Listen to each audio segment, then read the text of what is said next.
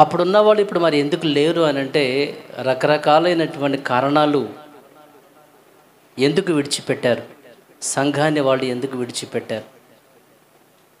ఎన్నో విషయాలు మనం మరి వాళ్ళ గురించి ఆలోచన చేస్తే చెప్పేటువంటి బోధ వాళ్ళకి నచ్చగా, భాషలు లేవంటున్నారు, మరి ప్రవచనాలు లేవంటున్నారు, దర్శనాలు కళ లేవంటున్నారు, మాకు నచ్చలేదని కొంతమంది.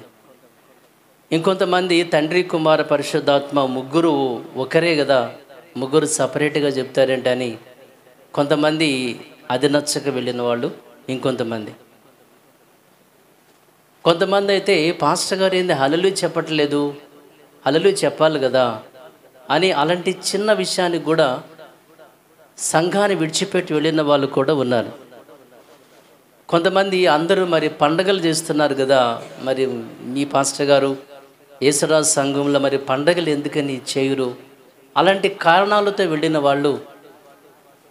ఇలా రకరకాలైనటువంటి, కొంతమందికి యేసుక్రీస్తు వారు దేవుడే, రకరకాలైనటువంటి కారణాలతో సంఘాన్ని విడిచిపెట్టి వెళ్ళిన వాళ్ళు చాలామంది.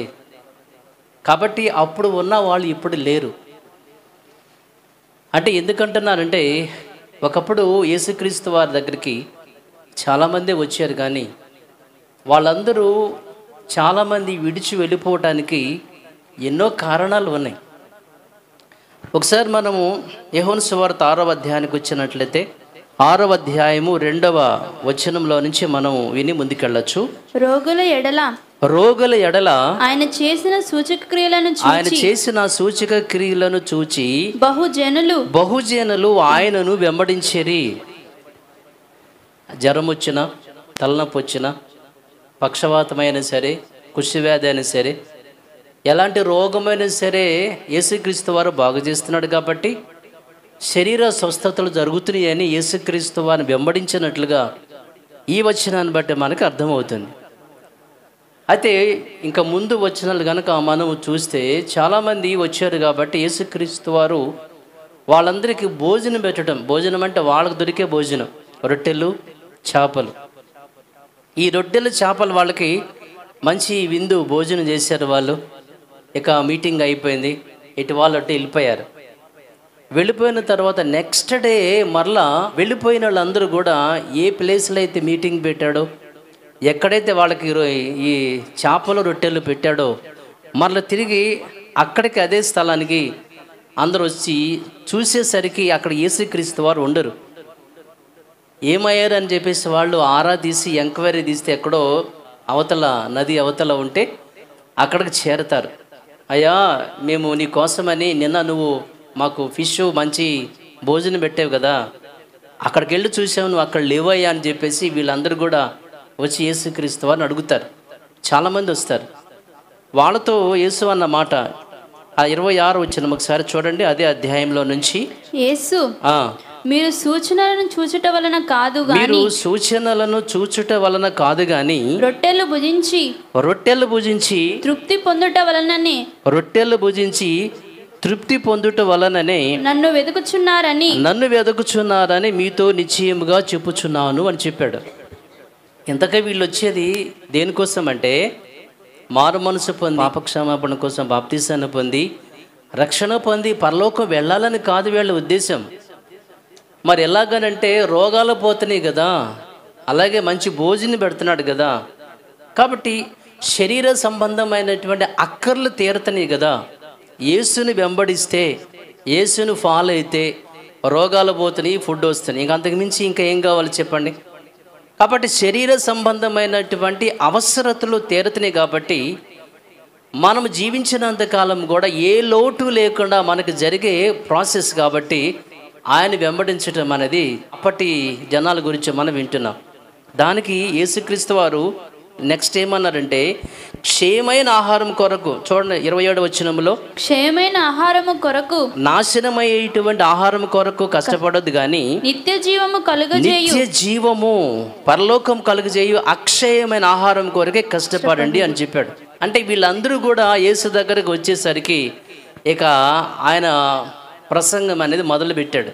అబ్బాయి, ఈ శరీర సంబంధం ఈ జీవితకాలం మట్టుకు మాత్రమే క్రీస్తునందు మనం నిరీక్షించకూడదని చెప్పేసి పౌలు గారు చెప్పినట్లుగా అందరికన్నా దౌర్భాగ్యులు అని చెప్తాడు.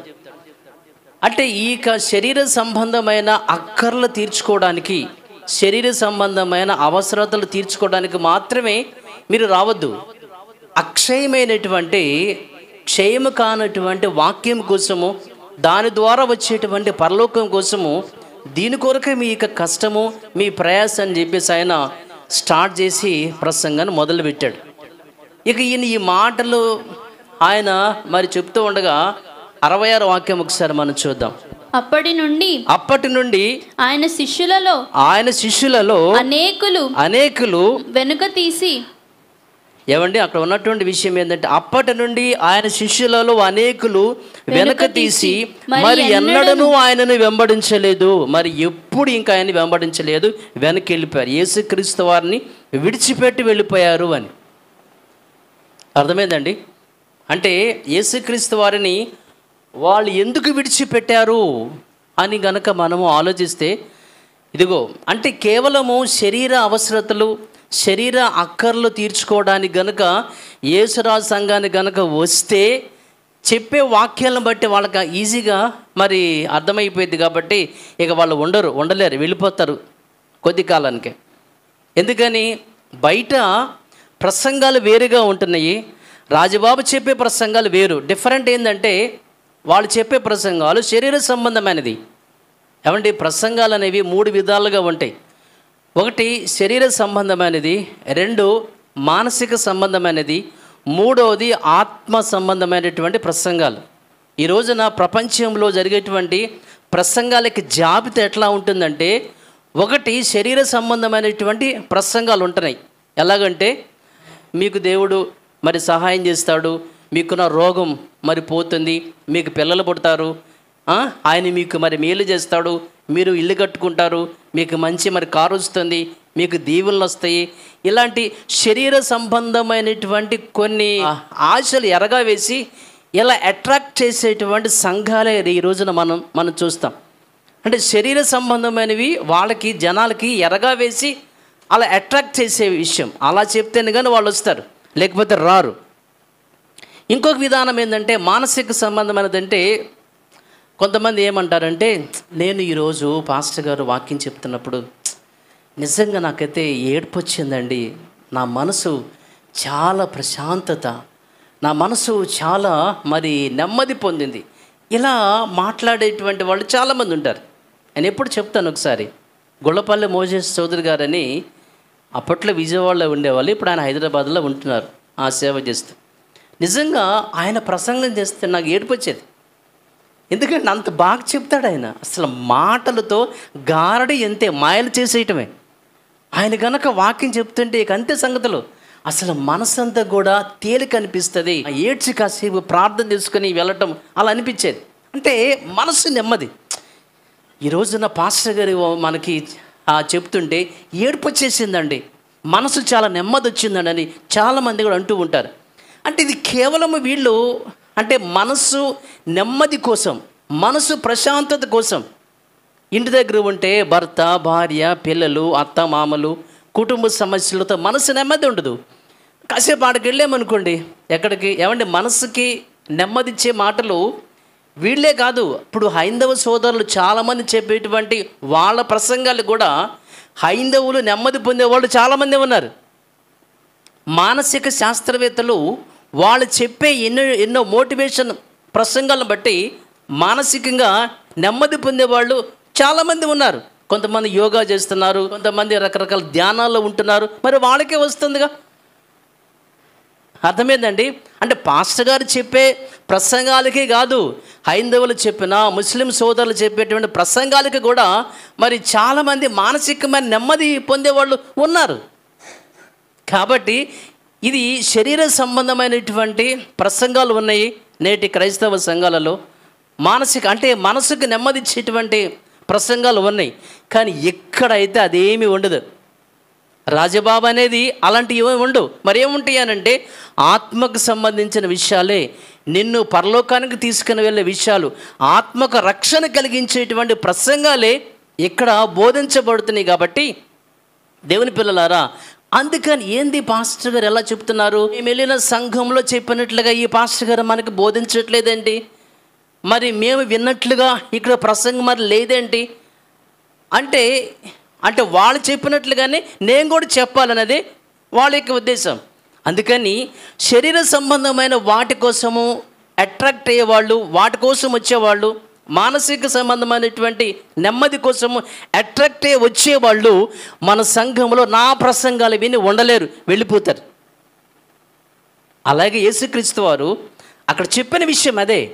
ఆయన శరీర సంబంధమైన విషయాలు ఆయన కాదు, కానీ పరలోక సంబంధమైన ఆత్మకు సంబంధించిన విషయాలని యేసుక్రీస్తు వారు ఆయన చెప్పటము స్టార్ట్ చేసేసరికి ఇక అందరూ అప్పటి నుండి 66 వచనంలో అప్పటి నుండి ఆయన శిష్యులలో అనేకులు వెనుక తీసి మరి ఎన్నడను ఆయనను వెంబడించలేదు. ఎందుకని అంటే ఆత్మకు సంబంధించిన విషయాలు విన్నప్పుడు ఇక జనాలు ఉండలేరు, వినలేరు, వెళ్ళిపోతారు.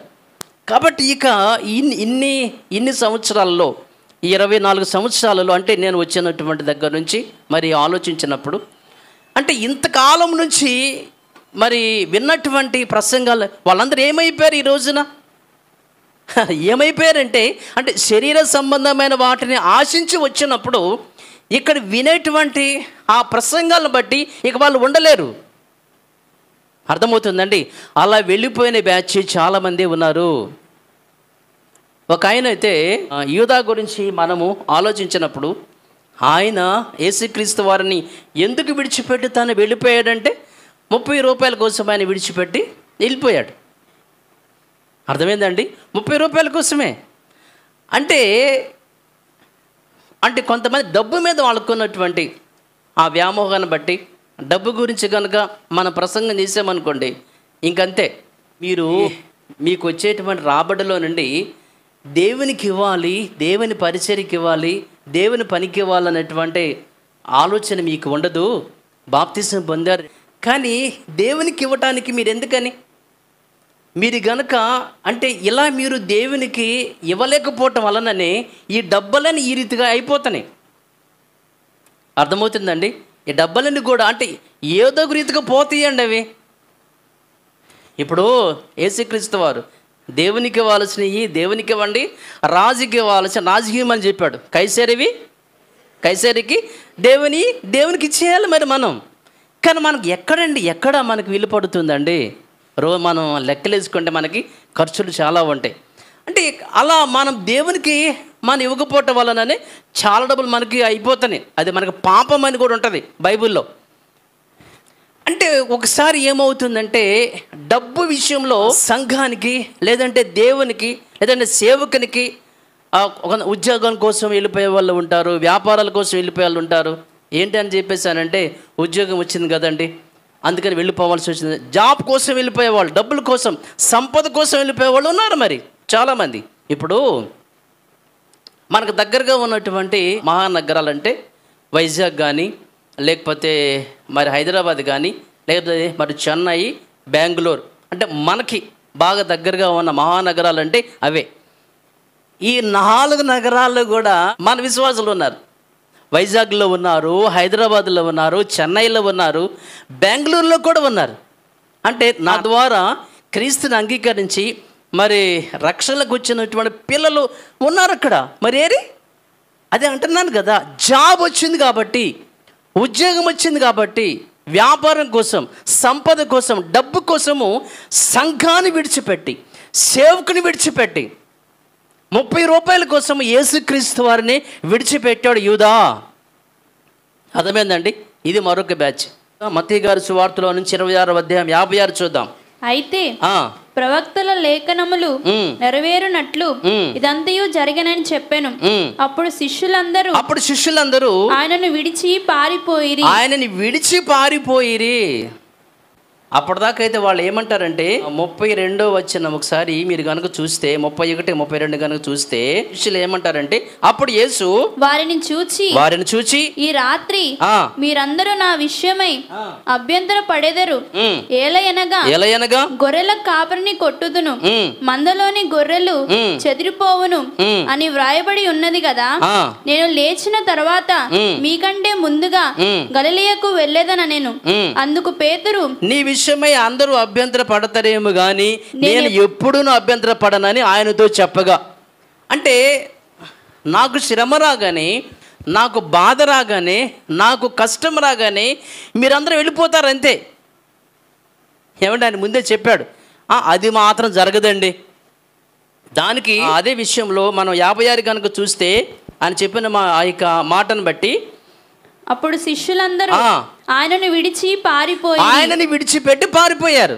ఎప్పుడు వాళ్ళు వచ్చి యేసుక్రీస్తు వారిని పట్టుకుని, ఇంకేముంది యేసుక్రీస్తు అని పట్టుకున్నారంటే మనల్ని కూడా పట్టుకుంటారు.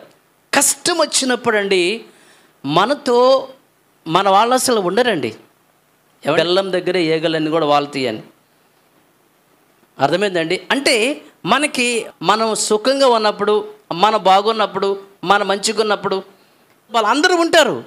కానీ మనకి కష్టం సంభవించినప్పుడు ఇంకెవరు ఉండరు. ఇక అంతే, ఇక జంప్ అంతే, ఇక ఎవరు ఉండరు. ఒకప్పుడు అండి యోబు గురించి ఆలోచించినప్పుడు అతనికి ఆస్తులు ఉన్నంత వరకు ఆయనతోనే ఉన్నారు అందరూ. కానీ ఎప్పుడైతే తన ఆస్తులు పోయినాయో తన బంధువులు కానీ రక్త సంబంధికులు అందరూ జంపే, ఇక వాళ్ళు ఎవరు లేరు ఇంక అక్కడ. ఒకసారి మీరు కనుక చూస్తే ఆ విషయాన్ని గురించి యోబు గ్రంథంలో నుంచి 19వ అధ్యాయము 14 చూద్దాం. నా బంధువులు నా యొద్దకు రాకయున్నారు, నా ప్రాణ స్నేహితులు నన్ను మర్చిపోయి ఉన్నారు, నన్ను అసలు మర్చిపోయారు వాళ్ళు. నా ఇంటి దాస దాసి జనులు నన్ను అన్యూనిగా ఎంచెదరు. నేను వారి దృష్టికి పరదేశినై ఉన్నాను. నేను నా పనివాని పిలువగా వాడేమి పలుకకుండానున్నాడు.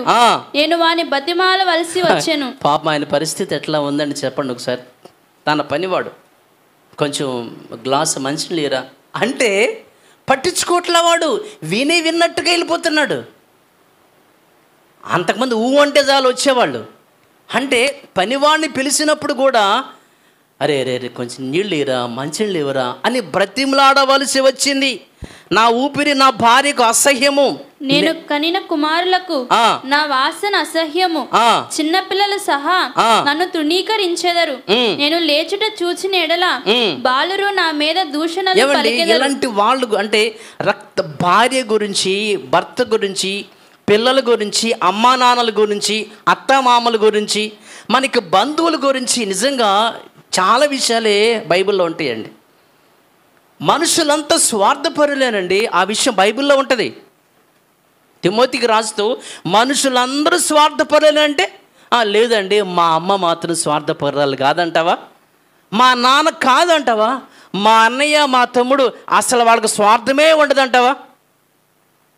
ఏమండి, అసలు మా చెల్లికి మా అక్కకి అసలు వాళ్ళకి ఏ స్వార్థం ఉండదండి అంటావా? అది ఇప్పుడు నువ్వు కరెక్టా, దేవుడు కరెక్టా? దేవుడు ఏమన్నాడు? మనుషులందరూ అంటే except your mother, your father, your sister అని చెప్పలేదు ఆయన దేవుడు తన గ్రంథంలో. మనుషులందరూ అంటే భర్త, భార్య, పిల్లలు, అమ్మ, నాన్న, అత్త అందరూ స్వార్థపరులే.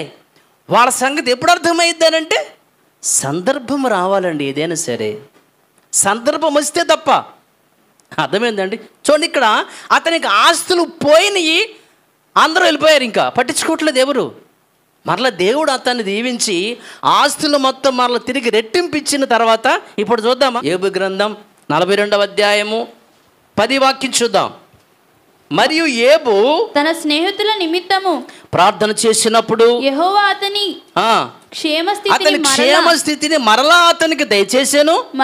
మరియు ఏవునకు పూర్వము కలిగిన దానికంటే రెండంతల అధికముగా యెహోవా అతనికి దయచేసెను. అప్పుడు అతని సహోదరులందరూ, అతని అక్క చెల్లెండ్రందరూ, అంతకు ముందు అతనికి పరిచయలైన వారును వచ్చి అతనితో కూడా అతని ఇంట అన్నపానములు పుచ్చుకొని యెహోవా అతని మీదకి రప్పించిన సమస్త బాధను గూర్చి ఎంతలేసి దుఃఖములు పొందితువని అతని కొరకు దుఃఖించుచు అతని ఓదార్చిరి. ఇదే కాదు, ఒక్కొక్కడు ఒక్కొక్క వరహాను, కింద ఏముంది పుట్టినోట్లో కొంత సొమ్మును ఒక్కొక్కడు బంగారు ఉంగరమును అతనికి తెచ్చి ఇచ్చాను. మరి మిగిలిన టైంలో ఏమయ్యారు చెప్పండి? ఆస్తులు మొత్తం పోయి దిక్కులేనటువంటి పరిస్థితిలో బూడిదలో కూర్చుని చిలపెంకులతో గోక్కుని అంత దీనమైనటువంటి పరిస్థితిలో ఉంటే ఒక్కడొచ్చి ₹1 లేదు. ఏమండి, ఇప్పుడైతే డబ్బులు తెస్తున్నారు, ఉంగరాలు తెస్తున్నారంట. పెట్టుకో, ఉంగరం పెట్టుకో, చాలా బాగుంటుంది నీకైతే. అంతకుముందు ఏమయ్యేవరా నువ్వు?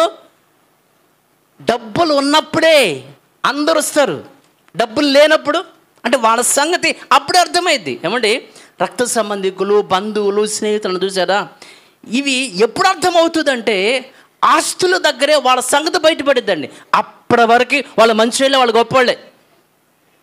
అప్పటి వరకు కూడా అందరూ మనకి మంచిగానే కనిపిస్తారు. అమ్మ, అక్క, నాన్న, తమ్ముడు, చెల్లి అందరూ కూడా డబ్బు దగ్గరకు వచ్చినప్పుడే వాళ్ళు ఏంటో మనకు అర్థమైపోయిందండి. అప్పటి వరకు వాళ్ళు మంచివాళ్ళే. ఎలాంటి వాళ్ళ కోసమండి మనం సంఘాలు విడిచిపెడుతున్నాం? ఏమండి, ఒకసారి ఈయన పౌలు గారి గురించి అపోస్తుల్లో నుంచి 24-27 చూద్దాం. 2 సంవత్సరములైన తర్వాత ఫేలిక్స్కు ప్రతిగా పోర్కియు ఫేస్తు వచ్చాను. అప్పుడు ఫేలిక్స్ యూదుల చేత మంచివాడు అనిపించుకొనవలనని కోరి పౌలును బంధకములలోనే విడిచిపెట్టిపోయాను. యేసుక్రీస్తు వారిని తన శిష్యులు విడిచిపెట్టి వెళ్ళిపోయినట్లుగా, ఏమండి, ఆ పౌలు బంధకములోనే విడిచిపెట్టి అధికారి వెళ్ళిపోతాడు. ఎందుకోసం అనంటే యూదుల కోసం ఒక రక్షకుని విడిచిపెట్టేశాడు ఆయన. ఈ రోజున సంఘము కన్నా, క్రీస్తు కన్నా, దేవుని కన్నా, ఒక మంచి సేవకుడి కన్నా సమాజం గురించి ఆలోచించే వాళ్ళు ఎంతమంది లేరండి? సమాజం ఏమైనా అనుకుంటుందండి. కొంతమంది రాజబాబు గారు చెప్పేటువంటి ప్రసంగాలు కరెక్ట్గా ఉంటాయి అని చెప్పేసి ఊర్లో చాలామందికి తెలుసు. ఆయన నిజమే చెప్తాడు, కరెక్టే చెప్తాడు. కానీ సంఘం కదమ్మా, అందరం కలిసి మాలోళ్ళందరూ ఒక సంఘం ఏర్పాటు చేసుకున్నాం, మాదిగోళ్ళ మొత్తం ఒక సంఘాన్ని ఏర్పాటు చేసుకున్నాం కదండి. మరి తప్పదు కదా, మరి ఒక సంఘం మాకుంది కదా అంటే సమాజానికి దడిచి సంఘానికి, ఏమంటే ఇలాంటి విషయంలో అంటే వీళ్ళ ఉద్దేశం ఎలా ఉంటుందంటే దేవుని మెప్పు కన్నా మనుషుల మెప్పునే ఎక్కువగా ఇష్టపడే బ్యాచ్ చాలామంది ఉంటారు. యోహాను సువార్త 12:43 వారు దేవుని మెప్పు కంటే మనుషుల మెప్పును ఎక్కువగా మనుషుల మెప్పునే ఎక్కువగా ఆపేక్షించారు. అంటే దేవుని కన్నా మనుషులు ఇంపార్టెంట్, దేవుని కన్నా సమాజం ఇంపార్టెంట్, దేవుని కన్నా కుటుంబ సభ్యులు ఇంపార్టెంట్. అంటే దేవుని కన్నా కూడా, సంఘం కన్నా కూడా, సేవకుడి కన్నా కూడా, అంటే యూదుల చేత మంచివాడు అనిపించుకోవడానికి పౌలుని బంధకాలలోని విడిచిపెట్టి వెళ్ళిపోయాడు. అంటే ఒక మంచి సేవకుడి కన్నా, యేసుక్రీస్తు వారి కన్నా, దేవుని సంఘం దేవుడి కన్నా కూడా మనుషుల చేత మంచి అనిపించుకోవాలి, కుటుంబ సభ్యుల చేత మంచి అనిపించుకోవాలి. అందుకని చాలామంది ఈ కుటుంబ సభ్యుల కొరకు సంఘం అనేవాళ్ళు లేరా అంటే ఎందుకు లేరండి? కుటుంబం కోసం దేవుని విడిచిపెడతామండి మనం?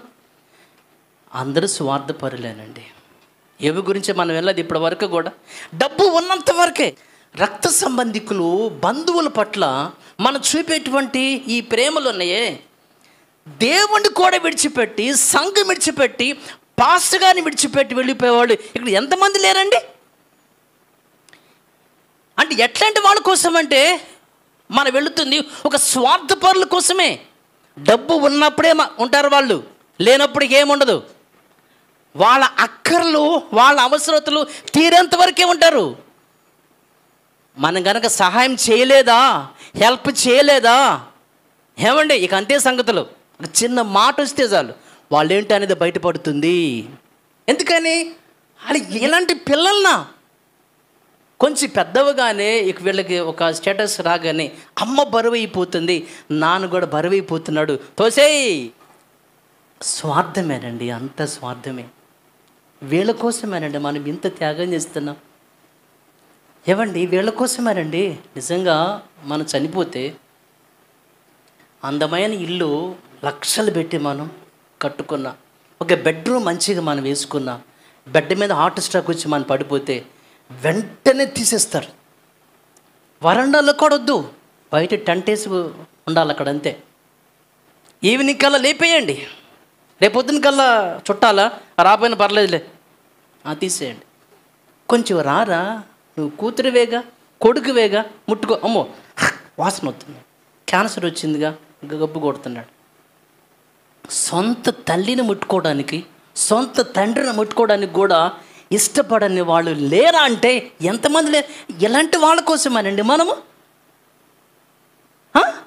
ఎలాంటి వాళ్ళ కోసమేనా ప్రార్థన మానేసి దేవుని విడిచిపెట్టి, పాస్టర్ గారిని విడిచిపెట్టి, సంఘాన్ని విడిచిపెట్టి వెళ్ళిపోతున్నా?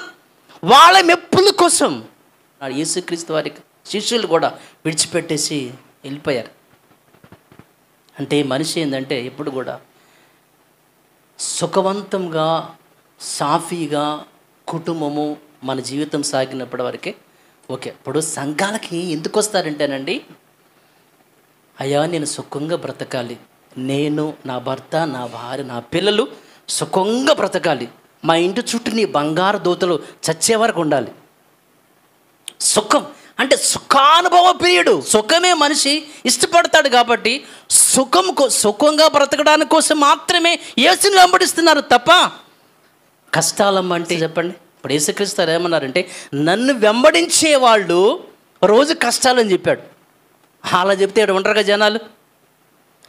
కష్టాలు పోతాయి, శ్రమలు పోతాయి, బాధలు పోతాయి, సుఖమే సుఖం అంటే ఎవరైనా ఒక ఆయన మీటింగ్లో పెడతాడు, మీ దుఃఖములు అమ్మా సమాప్త, పెద్ద పెద్ద పెద్ద వాళ్ళ పోస్టర్లో ఎవరైనా వదిలే వాళ్ళ పేరు ఎందుకు, మీ యొక్క దుఃఖములు సమాప్తమగును. ఎవరికో ఒకనాటి ఇశ్రాయేలు జనాంగానికి దేవుడిచ్చిన వాగ్దానాన్ని పట్టుకుని ఇప్పుడు తెచ్చి ఇక్కడ ఏమండి ఇశ్రాయేలుకి ఇచ్చిన వాగ్దానాలు కానీ వాళ్ళకి ఇచ్చినటువంటి కొన్ని వాక్యాలు కూడా ఈ రోజున వాగ్దానాలు పేరట మన వాళ్ళు తీసుకోవటంలా. ఇది కూడా అంతే. బైబులు ఎలా చదవాలో కూడా తెలియనటువంటి వాళ్ళు ఈ రోజున పెద్ద పెద్ద బోధకులు లక్షల మంది వెళ్ళేటువంటి వాళ్ళు చాలామంది ఉన్నారు. దేవుని పిల్లలారా, ఎంతకి మీకు చెప్పేటువంటి విషయం ఏంటంటే, ఇలాంటి స్వార్థపరుల గురించి, మా అమ్మ స్వార్థపరులు అనొద్దు. పిల్లలు అందరంతే. సమయం రావాలి ఎవరికైనా సరే, సమయం వస్తే వాళ్ళ సంగతి అర్థమైపోతుంది. అప్పటి వరకు వాళ్ళు మనకు గొప్పవాళ్ళే. కాబట్టి ఇలాంటి స్వార్థపరులైనటువంటి అమ్మా నాన్న కోసం, ఇలాంటి స్వార్థపరులైనటువంటి అక్క చెల్లెల కోసం, అన్న తమ్ముడి కోసం మన ప్రార్థనలు మానటం ఏంటండి, చర్చిలు మానటం ఏంటండి? ఏమండి, చనిపోతే శవాన్ని ముట్టుకోవడానికి కూడా ఈ రోజున పిల్లలు ఇష్టపడట్లా. ఎందుకని? లగ్జరీ లైఫ్ కదండి, కల్చర్ మారిపోయింది. బయటకు తోసాయి. ఇలాంటి వాళ్ళ కోసమేనా దేవుని విడిచిపెడుతున్నాం? అర్థమైందండి. కాబట్టి ఫ్యామిలీ చేత మంచి వాళ్ళు అనిపించుకోవాలని, సమాజంలో మంచి వాళ్ళు మనం మరి అనిపించుకోవాలని దేవుణ్ణి, సంఘాన్ని, క్రీస్తుని విడిచిపెట్టే పరిస్థితి మనకు రానికూడదు. చాలామంది అట్లా వెళ్ళిపోయినాడు. నిజంగా అండి, పౌలు గారికి తను శ్రమలే పడతాడండి. కానీ నిజంగా ఆయన పడినటువంటి శ్రమల గురించి కొరింథీయులకు రాసినటువంటి పత్రికలో ఆయన వ్రాస్తాడు. పౌలు గారిని రాళ్లతో కొట్టి ఇక పోయాడు అనుకుంటారు. ఇక ఈడ్చుకుని వెళ్ళిపోతారు, ఊరికి వెళ్ళిపోలే. ఇక వెళ్ళిపోతారు వాళ్ళు. మళ్ళా లేచి బయటికి వెళ్ళి సువార్త చెప్పి అసలు విశ్వాసాలను ఆయన బలపరుస్తుంటే ఏమి గుండెరా పౌలుది అనుకున్నా. అసలు ఎంత గొప్ప సేవకుడండి ఆయన పౌలు గారు. 14వ అధ్యాయము 19 నుంచి, శిల మనసులను దృఢపరిచి విశ్వాసమందు నిలకడగా ఉండవాలననియు అనేక శ్రమలను అనుభవించి మనము దేవుని రాజ్యంలో ప్రవేశింపవాలననియు వాళ్ళు హెచ్చరించిరి. అబ్బా, ఏమి సేవకుడండి అసలు ఆ పౌలు గారు, ఏమి గుండెండి ఆయన గుండె. అందరూ వచ్చి పౌలా బాధపడబాకు, మన కష్టాలు పడాలి, శ్రమలు పడాలి, ఓదార్చే పరిస్థితిలో ఆయన ఉన్నాడు కదండి. కానీ ఏ మనిషి అండి అసలు ఆయన, అంత గాయాలలో కూడా, అంత దెబ్బల్లో కూడా లేచి వెళ్ళిపోతాడు, వెళ్ళిపోయి అందరిని బలపరుస్తున్నాడు ఆయన. హ్యాట్సప్ అండి అసలు అలాంటి వాళ్ళకి. ఏం అపోస్తలండి వాళ్ళ సేవ పరిచర్య, వాళ్ళు పడ్డ కష్టాలండి అసలు. ఈ రోజున ఆ కష్టాల గురించి ఎవ్వరు చెప్పట్లేదు.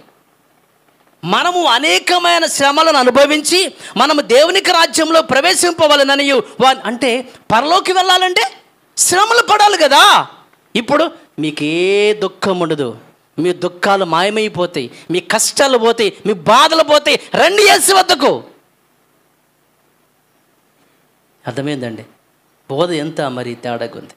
కాబట్టి ఇలాంటి బోధ చేసే వాళ్ళకి జనాలు ఉండరు.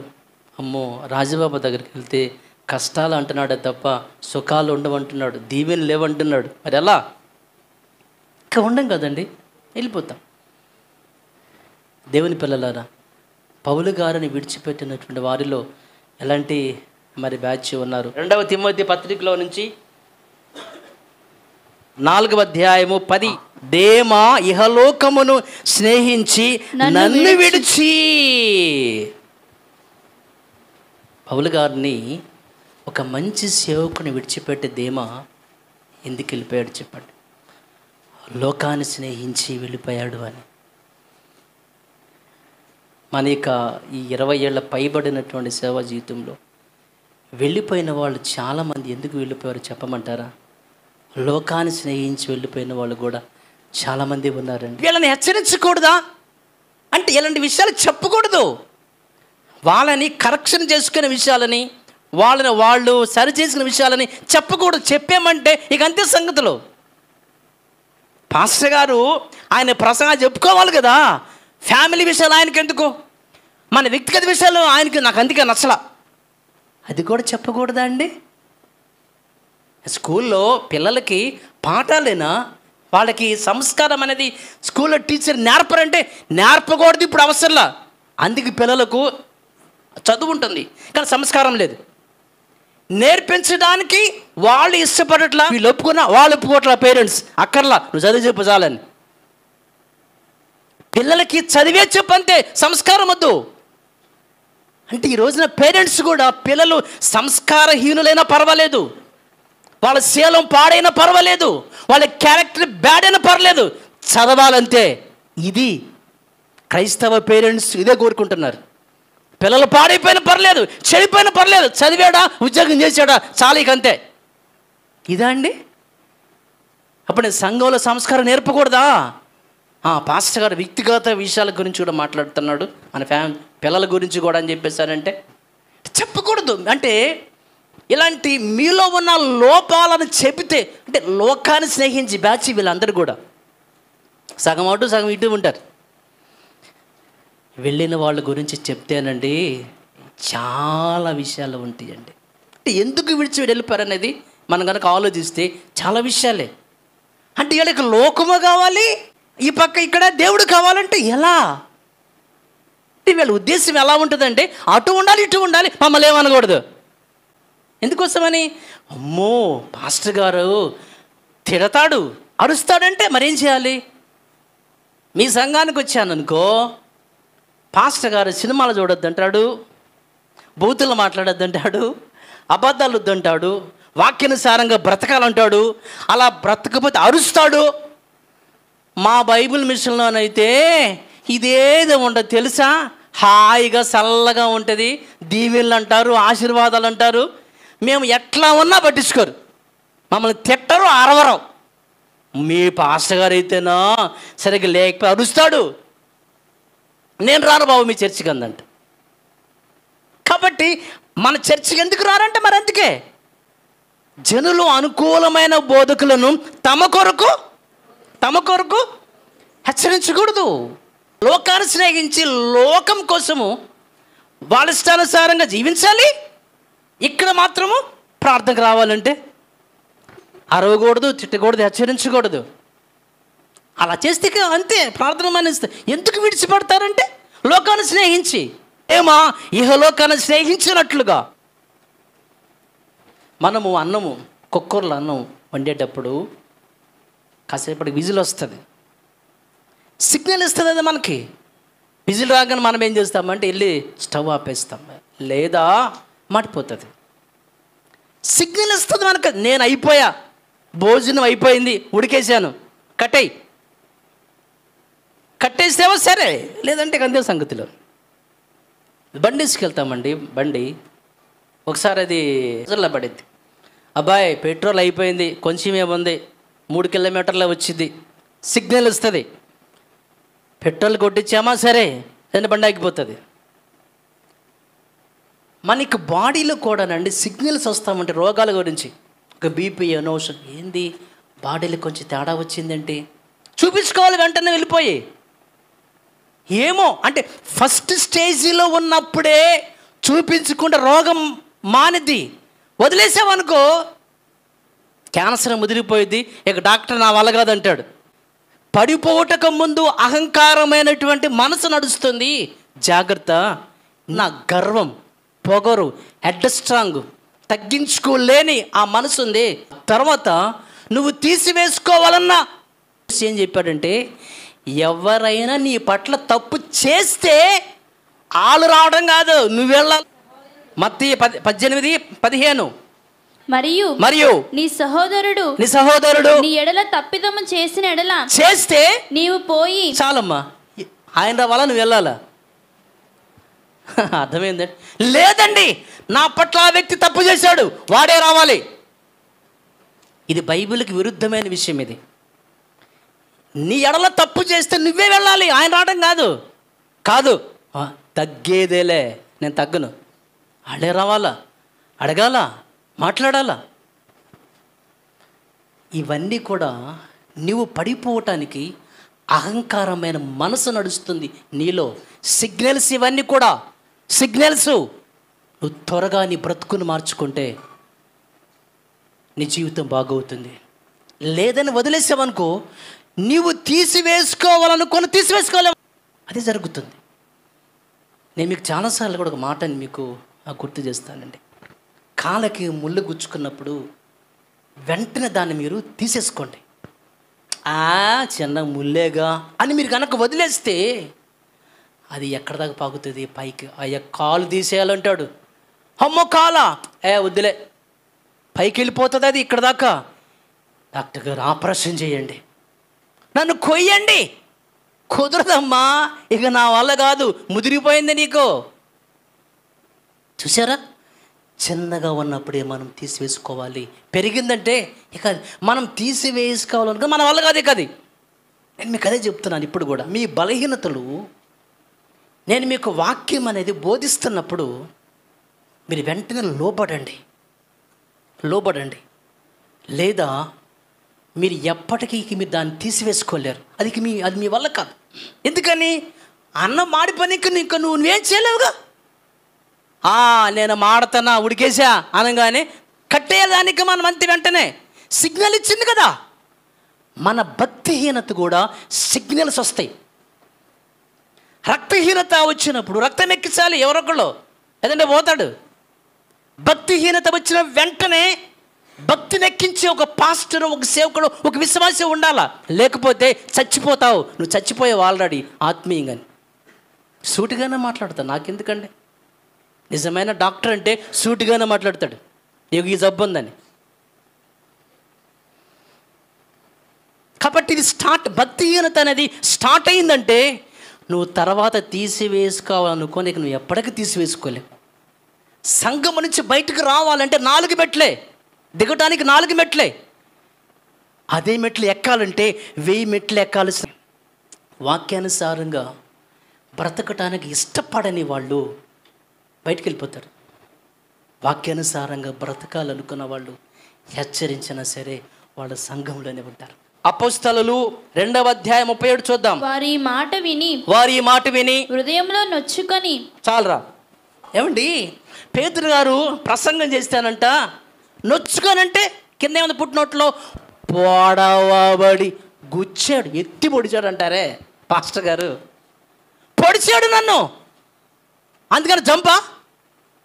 విశ్వాసులు సంఘం అంతా ఏమన్నారంటే, అయ్యా మేమేమి అక్కడ నెక్స్ట్ చూడాడు ఏముందాడు? సహోదరులారా మేమేమి చేతుమని పేతురును కడమ అపోస్తులను అడగగా, అంటే నిజంగా పాస్టర్ గారు హెచ్చరిస్తే, గద్దిస్తే నువ్వేం చేయాలి? చర్చ్ నుంచి పారిపోవడం కాదు. పాస్టర్ గారు నేను ఏం చేయాలి చెప్పండి, ఎలా బ్రతకాలో చెప్పండి, నేను ఎలా జీవించాలో చెప్పండి, నా క్యారెక్టర్ గురించి చెప్పండి. వాక్యానుసారంగా బ్రతకాలనుకునే వాళ్ళు ఏం చేస్తారంటే ఎలా బ్రతకాలో చెప్పమంటారు. బ్రతకడం ఇష్టం లేని వాళ్ళు జంప్ అయిపోతారు. అది బ్యాచ్. సంఘం నుంచి వెళ్ళిపోవటం అనేది అప్పటికప్పుడు జరిగే ఆలోచన కాదది, ఎప్పటి నుంచో వాళ్ళ మైండ్లో ఉంది. సమయం కోసం వాళ్ళు ఎదురు చూస్తూ ఉంటారు. యోహాను సువార్త 13:13 వారు భోజనం చేయుచుండగా ఆయనను అప్పగింపవలెనని సీమోను కుమారుడకు ఇస్కరియోతు యూదా హృదయములో అపవాది ఇంతకు ముందు ఆలోచన పుట్టించాడు వెళ్ళిపోవాలని. అర్థమైందా? యేసుక్రీస్తు వారిని వదిలేసి వెళ్ళిపోవాలని ఆలోచన ఎప్పుడో వచ్చింది ఆయనకి, కానీ వెళ్ళలేదు. ఎందుకని? సమయం కొరకు వెయిట్ చేస్తా వచ్చాడు. సమయం వచ్చింది, అప్పగించాడు, వెళ్ళిపోతాడు. వీళ్ళందరూ కూడా వెళ్ళిపోయిన వాళ్ళు ఎప్పటికెప్పుడే వాళ్ళు వెళ్ళిపోయిన వాళ్ళు కాదు. వాళ్ళు విన్న వాక్యాలు జీర్ణించుకోవడం చేతగాక డబ్బు మీద మీకున్న పిచ్చిని వదిలేసేయండి అని, మీకున్న వ్యామోహాన్ని వదిలేసేయండి అని ఆ మందికులకు వాల్యూ ఇవ్వద్దు. దేవునికి క్రీస్తుకు వాల్యూ ఇవ్వు. ఏం చెప్పాలి మరి చెప్పండి? ఇలాంటి వాక్యాన్ని జీర్ణించుకోలేక వాక్యానుసారంగా బ్రతకడం చేతగాక ఇలాంటి వాళ్ళండి చర్చికి వచ్చిన మారేగాళ్ళు. మీకు తెలుసా? వాళ్ళ బలంతాన వాళ్ళ మనం తీసుకొచ్చిన సంఘంలో కూర్చోబెట్టా వాళ్ళు మారరు. ఎందుకని? వచ్చి నేను ఇవే చెప్తాగా, నేను కొత్తగా ఏం చెప్తాను? నేను వాళ్ళ కోసం మారను కదా. మారే వాళ్ళు అయితే వాళ్ళు ఇప్పటి వరకు ఉండరు. వాళ్ళు అసలు వెళ్ళటం, ఇప్పుడు అది చెప్తాను కదండి, నా గురించే ప్రసంగం చేశారంటే ఆనాటి సంఘం వాళ్ళే వచ్చి మేమేం చేయాలో చెప్పడని అడుగుతారు. బ్రతకాలనుకున్న వాళ్ళు. బ్రతకలేని వాళ్ళు ఏం చేస్తారంటే జంప్ అయిపోతారు. వాళ్ళు వెళ్ళినాక అర్థమవుతుంది వీళ్ళు మనవాళ్ళు కాదని. 2వ అధ్యాయం 19వ వాక్యాన్ని చూద్దాం. ఇంకా వారు మనలో నుండి బయలువెళ్ళిరి గాని వారు మన సంబంధులు కారు. వారు మన సంబంధులైతే మనతోనే ఉండేవాళ్ళుగా, అయితే వారందరూ మన సంబంధులు కారని ప్రత్యక్షపరచబడినట్లు వారు బయలు వెళ్ళిరి. Very good. మనోళ్ళైతే మనతో ఉండేవాళ్ళుగా, వాళ్ళు బయటికి వెళ్ళినాక అర్థమైంది వాళ్ళు మనోళ్ళు కాదని. ఇక్కడ ఉన్నటువంటి మీల్లో కూడా ఎంతమంది ఉంటారో నాకు తెలీదు. మరి అంతే కదండి, అందరూ ఉంటారని అనుకుంటా. నెక్స్ట్ ఇయర్కి ఎంతమంది ఉంటారో తెలియదు ఇక్కడ. మరి అంతే. నేను అందుకే చెప్పే ఫస్ట్ నుంచి ఏంటంటే, నేను మనుషుల మీద నాకు నమ్మకం ఉండదు. నా సేవా జీవితంలో నేను అసలు మనుషులను నమ్మను. వస్తూ ఉంటారు, పోతూ ఉంటారు, వస్తూ ఉంటారు, పోతూ ఉంటారు. పోయేవాళ్ళు పోతారు, ఉండేవాళ్ళు ఉంటారు. నేను అసలు పట్టించుకోను. నాకు దేవుని మీద నమ్మకం. ఈ రోజున మీరు నెక్స్ట్ ఇయర్ ఉంటారని గ్యారంటీ ఏముంది? వెళ్ళిపోవచ్చు. వెళ్ళిపోయినాక అర్థమవుతుంది వీళ్ళు మనవాళ్ళు కాదని. మనవాళ్ళలాగా బిల్డప్పించారంతే. కానీ ఒక విషయం ఏంటంటే, బయటికి వెళ్ళిన తర్వాత సంఘానికి దూరమైన ఆ తర్వాత యేసుక్రీస్తు వారు చెప్తారు, నాకు వేరుగా ఉండి మీరేమీ చేయలేరు. ద్రాక్షవల్లికి దూరం అయితే తీగ ఎండిపోయి కాల్చబడుతుందంటాడు యోహాను సువార్త 15:5-6 సంఘానికి దూరం అయిపోతే ఎండిపోవటమే తప్ప, చర్చికి దూరం అయితే ఎండిపోయి అది కాల్చబడటానికి మాత్రమే అది ఉపయోగపడుద్ది, దేనికి ఉపయోగపడదు. దేవుని పిల్లలారా, క్రీస్తు శరీరం సంఘాన్ని విడిచిపెట్టి కనుక మీరు వెళితే మీరు నాశనాన్ని కొని తెచ్చుకున్నట్లే, నరకానికి మీరు దగ్గర అయిపోయినట్లే. విడిచిపెట్టకండి సంఘాన్ని. మీరు వెళ్ళిపోతే నేను వస్తాను మీ ఎమ్మటపడని మీరు అనుకోబాకండి, అది జరగదు అసలు. ఎందుకని? యేసుక్రీస్తు వారిని ఫాలో అవ్వమని దేవుడు చెప్పాడుగా. యేసుక్రీస్తు వారు ఏం చెప్పాడు? అదే మరలా మొదటి వాక్యాన్ని మనం వినొచ్చు ఇక్కడ. ఏమా యోహాను సువార్త 6:66లో అప్పటి నుండి ఆయన శిష్యులలో అనేకులు వెనక తీసి మరి అన్నడును ఆయనను వెంబడింపలేదు. చాలా మంది వెనక్కి వెళ్ళిపోతే యేసుక్రీస్తు వారు ఏమన్నారంటే, కాబట్టి యేసు మీరు కూడా వెళ్ళిపోవాలని ఉన్నారా? వెళ్తే వెళ్ళండి బాబు. ఏమండి ఎంత మంచి మాట యేసుక్రీస్తు వారండి. ఎలవద్దు, ఎలపక్క నా మాట ఏనండి, ఉండండి సంఘంలో నా దగ్గర ఉండండి. యేసు ఎమ్మటే పడలేదు, ఎవడెమ్మటే పడకపోగా ఉన్నవాళ్ళతో ఏమంటున్నాడు, మీరు కూడా పోతారా? పోతే బండి. ఎవరెమ్మటే పడే ప్రసక్తి లేదు. వచ్చేవాళ్ళే నా వాళ్ళు, వెళ్ళేవాళ్ళు నా వాళ్ళు కాదు. కాబట్టి సంఘాన్ని ఎందుకు విడిచిపెట్టారనే విషయంలో ధేమా యెహోలోకాన్ని స్నేహించానని విడిచిపెట్టి వెళ్ళిపోయారు. పౌలు గారు జైల్లో ఉన్నప్పుడు 2 తిమోతి 1:16 ప్రభువు ఒనేసిఫోరు ఇంటి వారు ఎందుకు అన్ని చూపును గాక, అతడు రోమాకు వచ్చినప్పుడు నా సంఖ్యలను గూర్చి సిగ్గుపడక శ్రద్ధగా నన్ను వెతికి కనుగొని అనేక పర్యాయములు నన్ను ఆదరించను అని. ఈ పుస్తకం ఆయన ఎక్కడ రాశాడంటే జైల్లో ఉండి రాశాడని 8వ వచనంలో మనం చూడొచ్చు.